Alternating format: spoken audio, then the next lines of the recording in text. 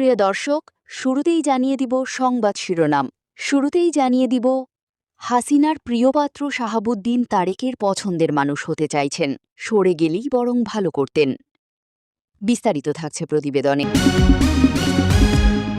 এদিকে হাসিনার জমানায় পাচার হওয়া অর্থ কোন কোন দেশে গেছে, ভারতের নাম আছে কি, সংসদে কি জানালেন তারেক, বিস্তারিত থাকছে প্রতিবেদনে।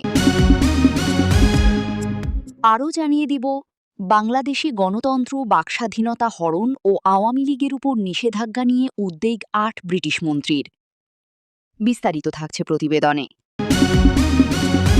এদিকে ডিপ স্টেটের খপ্পরে বাংলাদেশ, হাসিনাকে দিয়ে শুরু, বর্তমান ভবিষ্যৎ কোনো সরকারই নিরাপদ নয়, বিস্তারিত থাকছে প্রতিবেদনে।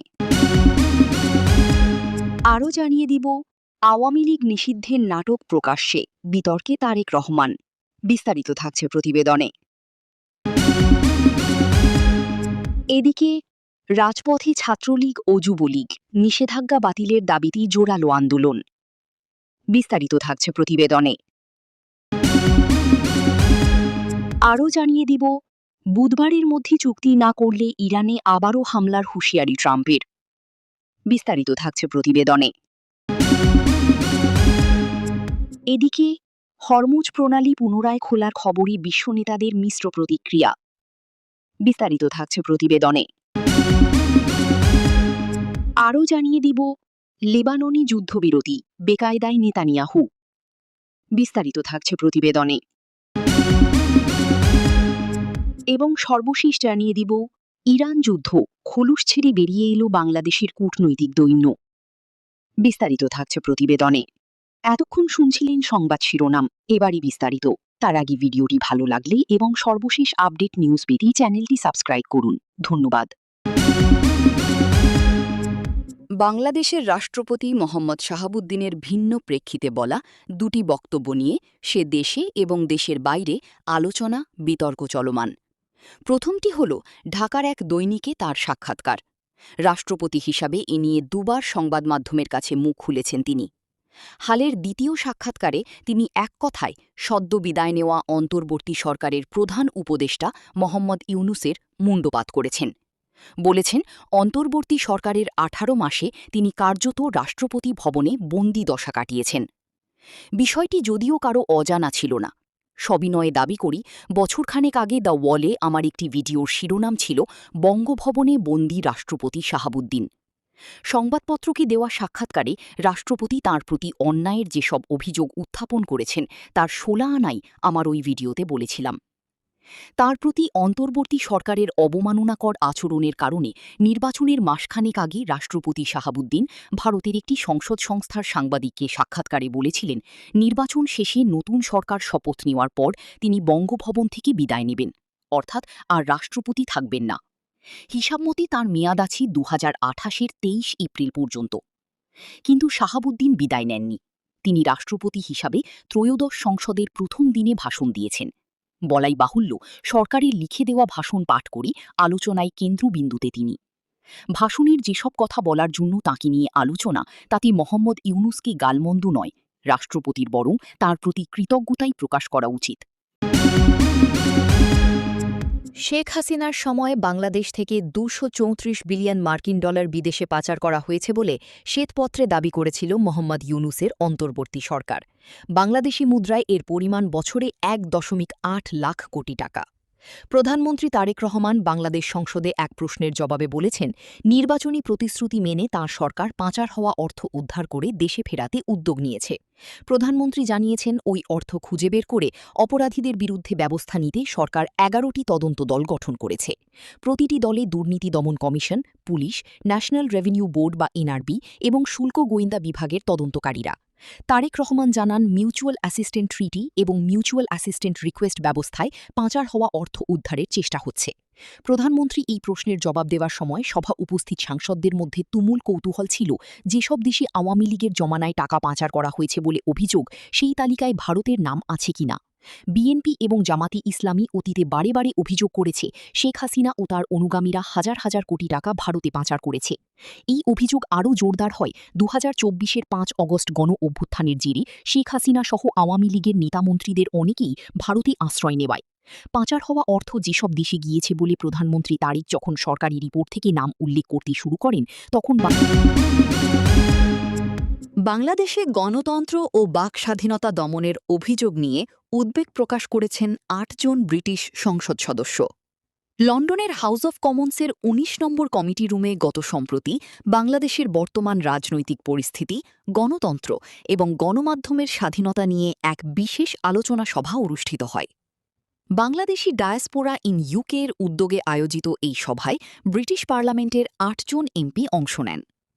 হার্টলিপুলের লেবার দলীয় এমপি জোনাথন ব্রাশির সভাপতিত্বে ও প্রবাসী কমিউনিটি নেতা সৈয়দ সাজিদুর রহমান ফারুকের পরিচালনায় সভায় ব্রিটিশ এমপিদের মধ্যে বক্তব্য রাখেন লেবার দলের নেতা Jeremy Corbyn, Richard Burgon, Jas Athwal, Christine Jardine, Graham Morris, Oliver Ryan, Henry Tufnell.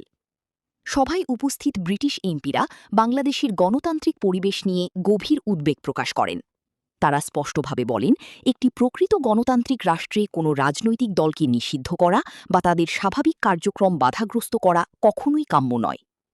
Awami লীগের পক্ষ থেকে জানানো হয়েছে, বক্তারা জোর দিয়ে বলেন, একটি কার্যকর গণতন্ত্রে সকল দল ও মতের মানুষের স্বাধীনভাবে মত প্রকাশের পূর্ণ অধিকার থাকতে হবে। রাজনৈতিক প্রতিহিংসা বন্ধ এবং নেতাকর্মীদের গ্রেফতার ও নির্যাতন বন্ধের আহ্বান জানান তারা। সভায় বাংলাদেশের গণমাধ্যমের স্বাধীনতার বিষয়টি গুরুত্বের সঙ্গে আলোচিত হয়। উপস্থিত ব্রিটিশ এমপিরা বলেন, সাংবাদিকরা গণতন্ত্রের চতুর্থ স্তম্ভ। তাদের গ্রেফতার বা শারীরিক ও মানসিক নির্যাতন কোনোভাবেই মেনে নেওয়া যায় না। একটি গণতান্ত্রিক রাষ্ট্রে সংবাদকর্মীদের ভয়হীনভাবে কাজ করার পরিবেশ নিশ্চিত করা সরকারের দায়িত্ব। ইদানিং বাংলাদেশের সাধারণ মানুষ ডিপ স্টেট শব্দটির সঙ্গে নূতন করে পরিচিত হচ্ছে, যদিও এই শব্দটির অর্থ অনেকের কাছে তেমন একটি পরিষ্কার নয়। কদিন আগে কথিত জুলাই আন্দোলনের প্রথম সারির নেতা আসিফ মাহমুদ সজীব ভুঁইয়া প্রকাশ্যে বলেছেন, ডিপ স্টেট ২০২৯ সাল পর্যন্ত মোহাম্মদ ইউনূস সরকারকে ক্ষমতায় থাকতে প্রস্তাব দিয়েছিল। ২০২৪-এর জুলাইয়ের আগে আসিফ মাহমুদ সজীব ভুঁইয়া, সার্জিস আলম, ওসমান হামি বা নাহিদ ইসলামদের মতো যে কোনো ছাত্রনেতা আছে তা তেমন শোনা যায়নি, কারণ এরা প্রায় সকলেই ছাত্রলীগের মতো একটি বড় ছাত্র সংগঠনের ছায়াতলে লুকিয়েছিল। আসিফ বলেছিলেন, এই ডিপ স্টেট তাদের কাজে সব রকমের সহায়তা করবে। আসিফ ইউনূস সরকারের উপদেষ্টা পরিষদের একজন গুরুত্বপূর্ণ সদস্য ছিলেন। ২০২৪ সালে এই আসিফ ভুঁইয়াদের নেতৃত্বে সৃষ্ট কোটা বিরোধী আন্দোলনের প্রেক্ষাপটে শেখ হাসিনা সরকারের পতন হয় এবং ড ইউনূসের নেতৃত্বাধীন অসাংবিধানিক একটি অন্তর্বর্তীকালীন সরকারের আবির্ভাব হয়, যারা তাদের ১৮ মাসের স্বৈরতান্ত্রিক অপশাসনের ফলে বাংলাদেশকে কমপক্ষে ১০০ বছর পিছিয়ে দিয়ে গেছে। শেখ হাসিনা দেশত্যাগের আগে বাংলাদেশ যেমনটি ছিল সেটির এখন কঙ্কালটি পড়ে আছে। ১৯৪৭ পরবর্তীকালে এই দেশে অনেক সরকার বিরোধী ছাত্র আন্দোলন হয়েছে, কিন্তু এইসব আন্দোলনের ফলে কোনো সরকারের পতন হয়নি। যখন হয়েছে তখন সবসময় তার পিছনে দেশের রাজনৈতিক দলসমূহের সরাসরি ও প্রকাশ্য সমর্থন ও সহযোগিতা ছিল। ১৯৫২ সালের রাষ্ট্রভাষা আন্দোলন, ১৯৬২ সালের শিক্ষা আন্দোলন, ১৯৬৮-৬৯ সালের আইয়ুব বিরোধী আন্দোলন, ৯০-এর দশকে এরশাদ বিরোধী আন্দোলন তার উৎকৃষ্ট উদাহরণ। এর বিপরীতে ২০২৪ সালের শেখ হাসিনা বিরোধী আন্দোলনে কিছু বিভ্রান্ত ও দিকহারা বামপন্থী রাজনৈতিক দল ছাড়া ছাত্রদের এই আন্দোলনে প্রকাশ্যে অন্য রাজনৈতিক দলগুলির কোনো ভূমিকায় দেখা যায়নি। আওয়ামী লীগ নিষিদ্ধের নাটক প্রকাশ্যে, বিতর্কে তারেক রহমান। ঢাকা। দেশের রাজনৈতিক অঙ্গনে আবারও আলোচনার কেন্দ্রে উঠে এসেছে আওয়ামী লীগকে নিষিদ্ধ করার কথিত নাটক। সাম্প্রতিক সময়ে বিভিন্ন মাধ্যমে ছড়িয়ে পড়া এই ইস্যু ঘিরে তৈরি হয়েছে তীব্র বিতর্ক, যেখানে জড়িয়ে পড়েছে বিএনপির ভারপ্রাপ্ত চেয়ারম্যান তারেক রহমানের নাম। ক্ষমতাসীন বাংলাদেশ আওয়ামী লীগের নেতারা দাবি করছেন, দলটিকে নিষিদ্ধ করার কথাবার্তা সম্পূর্ণ ভিত্তিহীন এবং এটি একটি পরিকল্পিত অপপ্রচার। তাদের মতে, দেশের সংবিধান ও রাজনৈতিক বাস্তবতায় এমন পদক্ষেপের কোনো সুযোগ নেই, বরং এ ধরনের আলোচনা ছড়িয়ে দিয়ে জনমনে বিভ্রান্তি তৈরি করা হচ্ছে। অন্যদিকে বাংলাদেশ জাতীয়তাবাদী দল নেতারা এই অভিযোগ সরাসরি নাকচ করেছেন। তারা বলছেন, পুরো বিষয়টি একটি রাজনৈতিক নাটক, যার মাধ্যমে বিরোধী দলকে প্রশ্নবিদ্ধ করার চেষ্টা চলছে। বিএনপির বক্তব্য অনুযায়ী তারেক রহমানকে উদ্দেশ্যমূলকভাবে এই বিতর্কে জড়ানো হচ্ছে। রাজনৈতিক বিশ্লেষকদের মতে এই ইস্যুটি কেবল একটি গুজব নয়, বরং বৃহত্তর রাজনৈতিক কৌশলের অংশ হতে পারে। বিশেষ করে নির্বাচনী প্রেক্ষাপটে জনমত প্রভাবিত করতে এবং রাজনৈতিক মেরুকরণ বাড়াতে এ ধরনের ইস্যু সামনে আনা হয়ে থাকে। আইন বিশেষজ্ঞরা বলছেন, বাংলাদেশের মতো দেশে কোনো বড় রাজনৈতিক দলকে নিষিদ্ধ করা সহজ বিষয় নয়। এজন্য প্রয়োজন শক্তিশালী আইনি ভিত্তি এবং দীর্ঘ বিচারিক প্রক্রিয়া। তাই বাস্তবতার চেয়ে রাজনৈতিক বক্তব্যে নিষিদ্ধ শব্দটির ব্যবহার অনেক বেশি। সামাজিক যোগাযোগ মাধ্যমে বিষয়টি নিয়ে নানা প্রতিক্রিয়া দেখা যাচ্ছে। কেউ এটিকে নিছক গুজব হিসেবে দেখছেন, আবার কেউ মনে করছেন এর পেছনে কোনো পরিকল্পিত প্রচারণা থাকতে পারে। তবে তথ্যের নির্ভরযোগ্যতা নিয়ে প্রশ্ন তুলছেন অনেকেই। রাজপথে ছাত্রলীগ ও যুবলীগ, নিষেধাজ্ঞা বাতিলের দাবিতে জোরালো আন্দোলন। ঢাকা। আরোপিত নিষেধাজ্ঞা প্রত্যাহারের দাবিতে রাজধানীসহ দেশের বিভিন্ন স্থানে জোরালো আন্দোলনে নেমেছে বাংলাদেশ ছাত্রলীগ ও বাংলাদেশ যুবলীগ। মিছিল, সমাবেশ ও বিক্ষোভ কর্মসূচির মধ্য দিয়ে সংগঠন দুটির নেতাকর্মীরা তাদের দাবিকে আরও উচ্চকণ্ঠে তুলে ধরছেন। সকালের দিকে বিভিন্ন শিক্ষা প্রতিষ্ঠান এলাকা ও গুরুত্বপূর্ণ সড়কে জড়ো হতে শুরু করেন নেতাকর্মীরা। পরে তারা ব্যানার, প্ল্যাকার্ড ও দলীয় পতাকা নিয়ে মিছিল বের করেন। বিক্ষোভকারীরা স্লোগান দেন, নিষেধাজ্ঞা মানি না, মানব না, এবং দ্রুত তা প্রত্যাহারের আহ্বান জানান। বিক্ষোভে অংশ নেওয়া নেতাকর্মীদের দাবি, আরোপিত নিষেধাজ্ঞা অযৌক্তিক এবং রাজনৈতিক উদ্দেশ্যপ্রণোদিত। তাদের মতে এটি গণতান্ত্রিক অধিকার খর্ব করার শামিল এবং সংগঠনগুলোর স্বাভাবিক কার্যক্রমে বাধা সৃষ্টি করছে। তারা আরও বলেন, দেশের উন্নয়ন ও রাজনৈতিক কর্মকাণ্ডে ছাত্রলীগ ও যুবলীগের গুরুত্বপূর্ণ ভূমিকা রয়েছে, যা কোনোভাবেই উপেক্ষা করা যায় না। রাজধানীর কয়েকটি গুরুত্বপূর্ণ এলাকায় মিছিলের কারণে যান চলাচলে সাময়িক বিঘ্ন ঘটে। আইন শৃঙ্খলা রক্ষাকারী বাহিনী পরিস্থিতি নিয়ন্ত্রণে রাখতে বিভিন্ন স্থানে অবস্থান নেয়। এখন পর্যন্ত বড় ধরনের সহিংসতার খবর পাওয়া যায়নি, তবে উত্তেজনা বিরাজ করছে বলে জানা গেছে। রাজনৈতিক বিশ্লেষকদের মতে এই আন্দোলন কেবল একটি নিষেধাজ্ঞা প্রত্যাহারের দাবি নয়, বরং এটি বৃহত্তর রাজনৈতিক শক্তি প্রদর্শনের অংশ। তারা মনে করছেন, মাঠের রাজনীতিতে সক্রিয় উপস্থিতি জানান দিতে এবং সমর্থকদের সংগঠিত করতে সংগঠনগুলো এ ধরনের কর্মসূচি জোরদার করছে। অন্যদিকে সংশ্লিষ্ট কর্তৃপক্ষের পক্ষ থেকে আনুষ্ঠানিকভাবে এখনও বিস্তারিত কোনো প্রতিক্রিয়া জানানো হয়নি। তবে প্রশাসনের একটি সূত্র জানিয়েছে, পরিস্থিতি পর্যবেক্ষণ করা হচ্ছে এবং প্রয়োজন অনুযায়ী সিদ্ধান্ত নেওয়া হবে। সাধারণ মানুষের মধ্যে এ নিয়ে মিশ্র প্রতিক্রিয়া দেখা যাচ্ছে। কেউ আন্দোলনকে গণতান্ত্রিক অধিকার হিসেবে দেখছেন, আবার কেউ মনে করছেন এতে জনদুর্ভোগ বাড়ছে এবং দৈনন্দিন জীবন ব্যাহত হচ্ছে। আগামী বুধবারের মধ্যে ইরানের সঙ্গে যুদ্ধবন্ধে দীর্ঘমেয়াদী কোনো চুক্তি না হলে আবারও হামলার হুঁশিয়ারি দিয়েছেন মার্কিন প্রেসিডেন্ট ডোনাল্ড ট্রাম্প। রয়টার্সের এক প্রতিবেদনে এ তথ্য জানানো হয়েছে। যুক্তরাষ্ট্র ও ইরানের মধ্যে চলমান 2 সপ্তাহের এই যুদ্ধবিরতির মেয়াদ আগামী বুধবার শেষ হতে যাচ্ছে।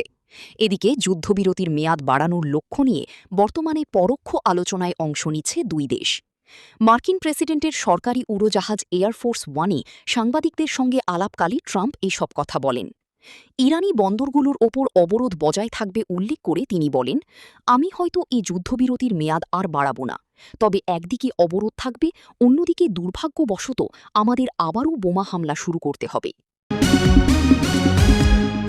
ইসরায়েল ও লেবাননের মধ্যকার সাম্প্রতিক যুদ্ধবিরতিকে মার্কিন প্রেসিডেন্ট ডোনাল্ড ট্রাম্প তার দৃঢ় নেতৃত্বের প্রমাণ হিসেবে তুলে ধরছেন, যা তার নিজের পুনর্নির্বাচনের প্রেক্ষাপটে গুরুত্বপূর্ণ রাজনৈতিক বার্তা বহন করে। কিন্তু ইসরায়েলের প্রধানমন্ত্রী বিনিয়ামিন নেতানিয়াহুর জন্য এই একই চুক্তি এমন এক সময়ে তার রাজনৈতিক দুর্বলতার প্রতীক হয়ে উঠেছে, যখন তার জোট নির্বাচনী জরিপে পিছিয়ে রয়েছে। সাম্প্রতিক জরিপগুলোতে দেখা গেছে, অধিকাংশ ইসরায়েলি নাগরিক হিজবুল্লার বিরুদ্ধে সামরিক চাপ অব্যাহত রাখতে চান। ফলে নেতানিয়াহুকে এমন একটি যুদ্ধবিরতি রক্ষা করতে হচ্ছে, যা তার ইচ্ছায় শুরু হয়নি এবং যা তিনি উদযাপন করতে পারছেন না। ট্রাম্পের সরাসরি চাপের মুখে নেতানিয়াহুর দ্রুত, যদিও অনিচ্ছুক সমর্থন এই ধারণাকে আরও জোরালো করেছে যে তার কৌশলগত স্বাধীনতা সীমিত হয়ে পড়েছে। সমালোচক ও ডানপন্থী মিত্ররা বলছেন, যুদ্ধবিরতিগুলো ইসরায়েলি কৌশল দ্বারা নির্ধারিত না হয়ে বরং বাহ্যিকভাবে প্রভাবিত, যেখানে গাজা, ইরান এবং এখন লেবাননে যুদ্ধবিরতি বাইরের চাপেই নির্ধারিত হচ্ছে। ইসরায়েলের সাবেক সেনাপ্রধান গাদি আইজেনকোট যেমনটা বলেছেন, যুদ্ধবিরতি অবশ্যই শক্তিশালী অবস্থান থেকে আসতে হবে এবং এটি ইসরায়েলের নিজস্ব সিদ্ধান্ত হতে হবে, যা আলোচনার সুবিধার্থে দর কষাকষির সুযোগ তৈরি করবে। একটি ধারা দেখা যাচ্ছে যেখানে গাজায়, ইরানে এবং এখন লেবাননে আমাদের ওপর যুদ্ধবিরতি চাপিয়ে দেওয়া হচ্ছে।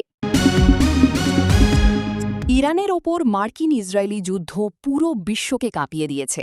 চলমান কূটনৈতিক আলোচনার মধ্যেই ২৮ ফেব্রুয়ারির সেই আকস্মিক বিমান হামলা বিশ্বজুড়ে স্তম্ভিত অবস্থার সৃষ্টি করেছে, যা বিশ্বজুড়ে একই সঙ্গে নিন্দা এবং স্তব্ধ প্রতিক্রিয়ার জন্ম দিয়েছে। এই যুদ্ধের বিষয়ে বাংলাদেশের প্রতিক্রিয়া ছিল অত্যন্ত সতর্ক ও মাপযোগ করা শব্দে সাজানো। বাংলাদেশ ইরানি পাল্টা হামলায় উপসাগরীয় দেশগুলোর সার্বভৌমত্ব লঙ্ঘনের নিন্দা জানালেও যুক্তরাষ্ট্র ও ইসরায়েল কর্তৃক ইরানের সার্বভৌমত্ব লঙ্ঘনের বিষয়ে কোনো নিন্দা জানায়নি। মূল ভুক্তভোগী হিসেবে ইরানের কোনো উল্লেখ সেখানে ছিল না। এটি কেবল বাংলাদেশের সুপরিচিত অর্থনৈতিক দুর্বলতাকেই নয়, বরং আমাদের পররাষ্ট্রনীতির এক গভীর কাঠামোগত দুর্বলতাকে উন্মোচিত করেছে। এই যুদ্ধ সেই দুর্বলতা তৈরি করেনি, বরং তা কেবল প্রকাশ করে দিয়েছে। বাংলাদেশ আজ জ্বালানি ঘাটতি, দ্রব্যমূল্য বৃদ্ধি এবং কূটনৈতিক অস্পষ্টতা সামাল দিতে হিমশিম খাচ্ছে, আর চেষ্টা করছে কোনো প্রধান শক্তিকে যেন চটানো না হয়, কারো মনে যেন কষ্ট না লাগে।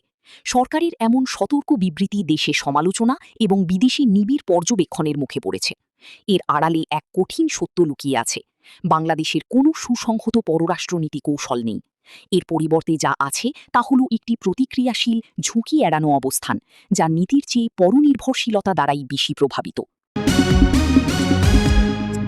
ইরানের পররাষ্ট্রমন্ত্রী আব্বাস আরাঘচি এবং যুক্তরাষ্ট্রের প্রেসিডেন্ট ডোনাল্ড ট্রাম্প উভয়ই জানিয়েছেন হরমুজ প্রণালী বাণিজ্যিক জাহাজ চলাচলের জন্য খোলা। এ ঘোষণায় বিশ্ব নেতারা মিশ্র প্রতিক্রিয়া দিয়েছেন। আরাঘচি শুক্রবার ঘোষণা করেন, কৌশলগত এই জলপথটি সম্পূর্ণ খোলা, যা আগের দিন কার্যকর হওয়া ইসরায়েল লেবানন যুদ্ধবিরতির সঙ্গে সামঞ্জস্যপূর্ণ। ডোনাল্ড ট্রাম্প সামাজিক মাধ্যমে নিশ্চিত করেন যে প্রণালীটি খোলা। তিনি পরে দাবি করেন ইরান আর কখনো হরমুজ প্রণালী বন্ধ করবে না বলে সম্মত হয়েছে। তবে তিনি এটিও বলেন ইরানের বিরুদ্ধে যুক্তরাষ্ট্রের নৌ অবরোধ পূর্ণ শক্তিতে বহাল থাকবে। বার্তা সংস্থা রয়টার্স এপিকে উদ্ধৃত করে এ খবর দিয়েছে অনলাইন আল জাজিরা। এদিকে ফ্রান্স ও ব্রিটেন প্যারিসে প্রায় ৪০টি দেশের অংশগ্রহণে একটি বৈঠকের আয়োজন করে। সেখানে সিদ্ধান্ত হয় যুক্তরাষ্ট্র ইসরায়েলের ইরান বিরোধী যুদ্ধ শেষ হলে হরমুজ প্রণালীতে নৌ চলাচলের স্বাধীনতা পুনরুদ্ধারে তারা ভূমিকা রাখবে। এই প্রণালী দিয়ে প্রতিদিন বিশ্বের প্রায় ২০% অপরিশোধিত তেল পরিবহন হয়। ফলে এখানে ট্যাঙ্কার চলাচল ব্যাহত হওয়ায় বিশ্বজুড়ে জ্বালানির দাম বেড়ে গেছে। এই ঘোষণায় বিশ্ব নেতারা মিশ্র বার্তার মধ্যেও সতর্ক আশাবাদ ব্যক্ত করেছেন। মার্কিন প্রেসিডেন্ট ডোনাল্ড ট্রাম্প ট্রুথ সোশ্যালে লিখেছেন, হরমুজ প্রণালী সম্পূর্ণ খোলা এবং বাণিজ্য ও পূর্ণ চলাচলের জন্য প্রস্তুত। তবে ইরান সংক্রান্ত ক্ষেত্রে নৌ অবরোধ সম্পূর্ণ শক্তিতে বহাল থাকবে যতক্ষণ না আমাদের চুক্তি শতভাগ সম্পন্ন হয়।